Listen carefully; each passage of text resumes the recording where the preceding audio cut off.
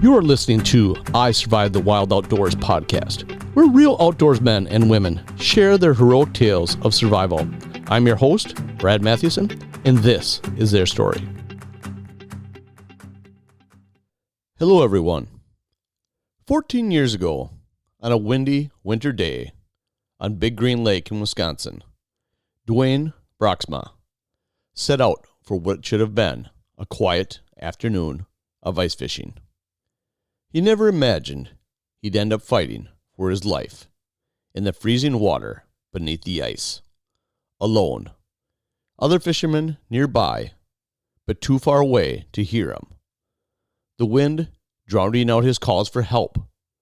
With his body going numb and time running out, Duane reached into his breast pocket and pulled out the one thing that might save him: his cell phone. What happened next would test quick thinking, faith, and the determination of someone who refused to give up. This is the story of the call that changed everything. Hello, Duane. Hello, Brad. Can you tell me what happened that day? All right. The day was a few years back. I'll never forget the date because it was on my 63rd birthday on February 24th, 1912. I've always loved fishing, and I love Green Lake, and I love Green Lake because it has some big fish. I've caught 18 and 20 pound northern out of there, and 9 and 10 pound walleyes out of there, and I fished as much as I could, especially after I retired and we had moved there. On the 24th of February, I decided I was going to go trout fishing that morning, and the best way for me to do that was to drive a mile to the access, the winter access, and walk out, because the ice was to drive on this year, so everybody was pretty much walking or had four-wheelers, and I didn't have a four-wheeler. So I got to the parking area, and I loaded up my sled with all my gear, and I headed out to there was an ice crack. Some people call them a heave or a shove or whatever. This one, the ice, one side had gone under the other, rather than sometimes they make a ridge. But anyway, this one was the shove under and over one. And the one that was shoved under, there was a little bit of water for like 2-3 feet. There was maybe an inch or two of water the way it looked. And the first time I had gone across it, I had the spud bar and I thumped on it and it was good and solid. And then I stepped in the water just one time to get across the water, and then I went out and fished. Well, that was the same thing I was going to do this day. And I went to a spot where guys had been crossing, and it was safe, like the days before that I had been there. And then I had to angle off to the left because I wanted to fish out straight from the bridge that's on Highway A, is where it was. But anyway, I got out there, and the fishing was kind of non-existent. It was really cool and windy that day, and it was cloudy, so the cold got to me after about 2-3 hours, and I thought, well, I'm going to quit and I'm going to head back to the truck. Well, I decided I am going to just go right straight to the truck. That heave has not been bad, and I think I could just walk right straight to the truck.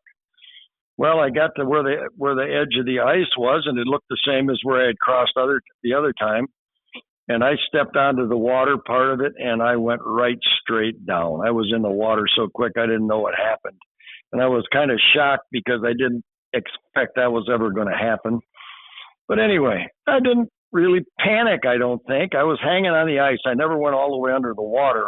I kind of caught myself on my arms on the edge of the ice.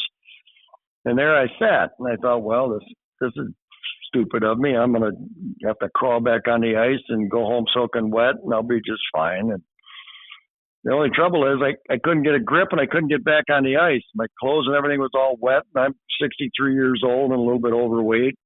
And try as hard as I could not get back on the ice. So, well, then I had my sled sitting there with all my gear on it. I had an ice auger and a minnow bucket and tip-ups and other stuff, and the sled was somewhat heavy, so I grabbed the sled and I pulled, and I got started going up. I thought I was going to make it up. And just as I was getting to the point where I was going to be on the ice, the sled slid back toward me. And there I was back in again. So anyway, I tried that, I don't know how many times, probably 3-4 times, maybe more. And then I thought, uh-oh, I'm not going to be able to get out this way. So then where I had been fishing was only like 300 yards away. And I thought, I'm going to have to holler and get somebody to come and help me. There was guys in tents out there, but the problem was the wind was blowing from them towards me, and it was quite windy. And I started hollering and hollering. I thought, well, somebody will come out of the tents. And I hollered, and nobody came. And then I realized I got a problem. I got to get out of here, and I don't know how I'm going to get out of here. And then I was starting to get worried. Well, anyway, I remembered I had my cell phone. Luckily, I had it in my pocket, and I had just a small cell phone with supposedly one of the waterproof ones and everything, and I hadn't gone completely under. So anyway, I got that out of my pocket, and I dialed my wife, and my wife, when I told her, I said, "Hey," I says, "I've fallen through the ice. I can't get back up on the ice." I said, "You got to call 911." Then she chewed me out for, "Why did you call me? Why didn't you call 911?" I said, "Whatever, just call 911." So anyway, I hung up on her, and she was going to call 911, and she tried to call 911. They didn't answer the phone. And I don't know if they had another call or what, but she left a message, and then she went out in the garage. She's going to come and save me. She went in the garage, got an extension cord and a rake with a long handle, and she's going to come and save me. So she driving the mile. As she was getting in the car, I guess, is when the 911 called back, and they said, "What's going on?" And she told them, "Well, my husband fell through the ice, and he's off of Highway A, and I'm going to go over there, and he's going to have help getting out." And so she went over there, and she got where I was parked with my truck, and she called, and she says, "Where are you? I can't see you." I said, "You're not going to see me very much. I'm in the water." I said, "Look for the black sled. That's where I am." And I told him, half left is the direction she'd have to look. But anyway, about that time, the deputy pulled up, and I said, "Hand the phone to the deputy." So then she handed the phone to the deputy. I said, "Hey," I said, "I don't know how this ice is here. I fell through." I says, "Go and follow the tracks and the little bit of snow that there was, and go across the shove or the heave where everybody else has been." I said, "And come at me from the other side where I know the ice is better." So he did that. He got out there by me, and I've probably been in the water 15, 20 minutes minimum. And he got up to me, and he reached out to me. I don't know if he had something to reach me with, or if he used my sled or what, but he tried to pull me out, and he slid a few times because the ice was quite slippery. So he didn't get me out right away, but sooner or later he got me up on the ice and stood me up, and I managed to walk to shore. I was a little shaky, but I was good enough to walk to shore. As a matter of fact, I think we even talked about it on the way to shore, that I was surprised I maybe could even walk. But anyway, we got to the shore. The ambulance was already waiting there. And I had to take I had insulated bibs, and I had to take them off, and they were just soaked. My wife said later, she said she put them in the trunk of the car. She said they weighed 100 pounds. They were so full of water. But anyway, then they took me to Ripon was the nearest hospital. That's where they took me, to the ER at Ripon. And 3 hours of warm blankets and warm IVs. And then I was able to go home. I was pretty much recovered. When I first got there, I think they said my body temperature was in the low 90s, and I think my wife thought they had said in the upper 80s, but I had chilled off pretty good. And I don't know. That's about my story. So what did it feel like when you fell in the water? I mean, did it feel like just... Did you feel the extreme cold, or was it like needles like poking your skin? I've heard different things. I've never really. Yeah, looking back, I really don't remember being that cold. Maybe my mind was so occupied with trying to get out of the water. The fact that it was cold didn't really hit me. I think all I was thinking about was I got to get out of this water, and I think, I was probably cold. Like I said, that was like 13 years ago now. So, yeah, it was. And in hindsight, at the time I didn't think it was that big of a deal. But if I'd have been in the water for 5 or 10 more minutes, I maybe would have got so cold I would have slipped under. So, do you think you were in the water like 20 to 25 minutes, maybe by the time the deputy got you out? I would think I was in the water. water for 20 minutes. And my wife says too. I said to her the other day. I said when we talked about doing this, I said, "How long was I in the water after I called you and before they got me out?" Well, she says at least 10 minutes. And I had been in the water for a while before that.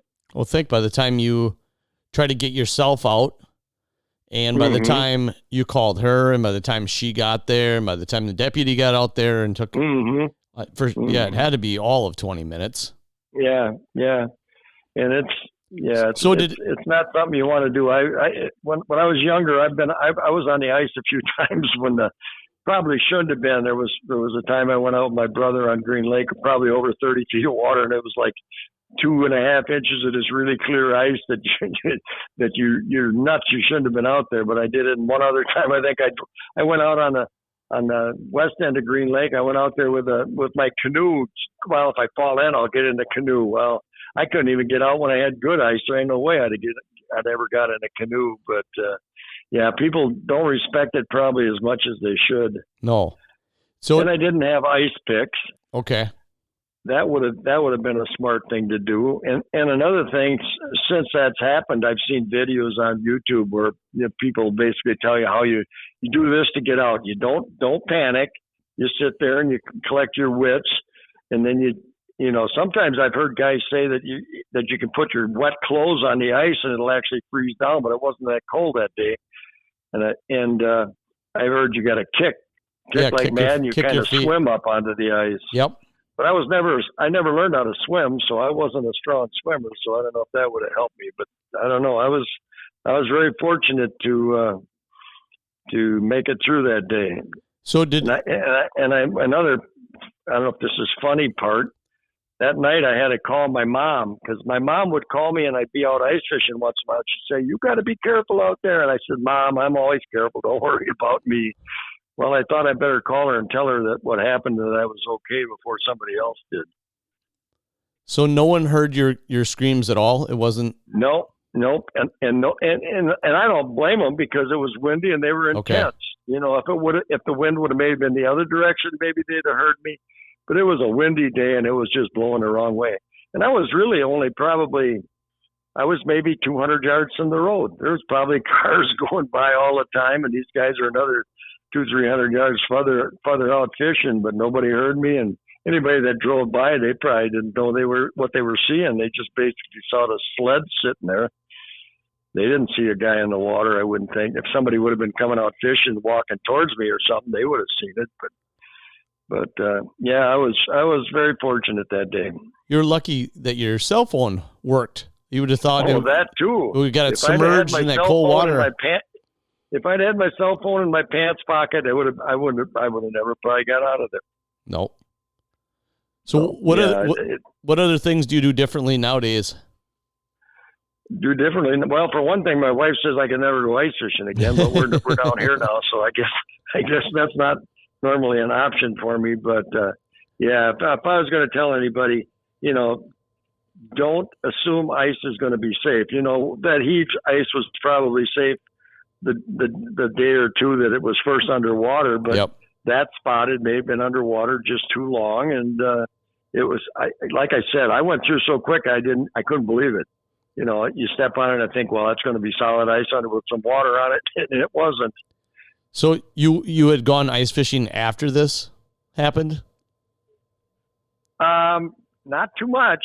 Okay. I mean, I guess what I'm trying to get at is, like, what happened the first time you went ice fishing after this incident? I mean, were you really nervous to go out there, or was it just?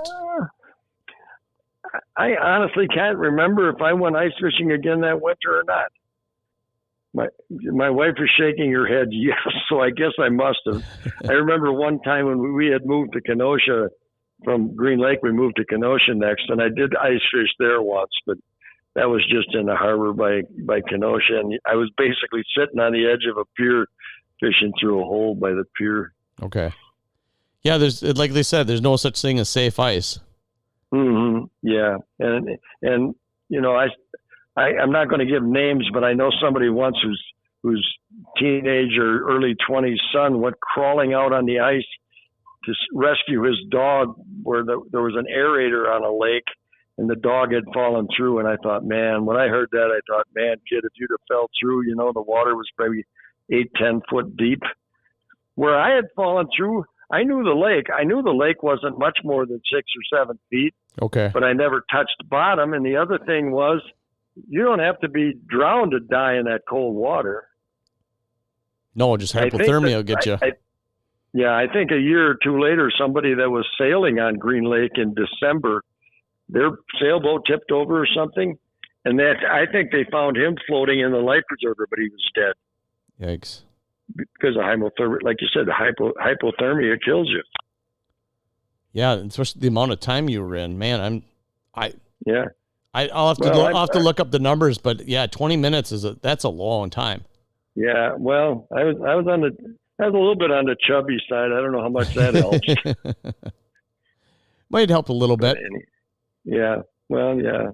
But like I said, at the time, I was probably cold, and I maybe not remembering how cold I was. But at the time, all I could think about was I got to get out of here.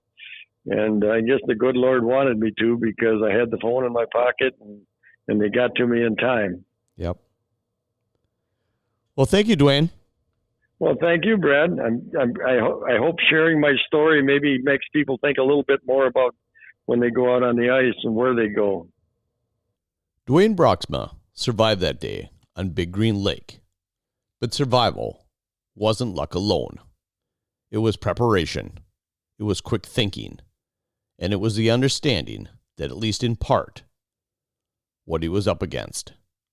Because ice doesn't fail the way you think it does. According to safety experts and cold water researchers, ice thickness can vary dramatically across a single lake. Snow cover insulates ice and slows freezing.